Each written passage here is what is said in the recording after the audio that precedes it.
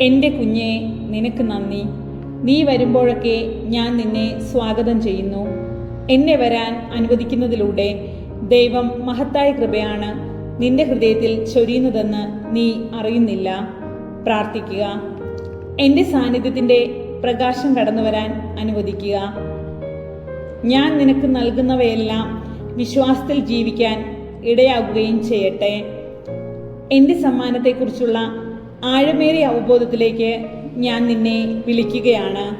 അത് എങ്ങനെയെന്ന് ശ്രദ്ധിക്കുക. നിന്നെ നയിക്കാൻ ഞാൻ ആഗ്രഹിക്കുന്നു.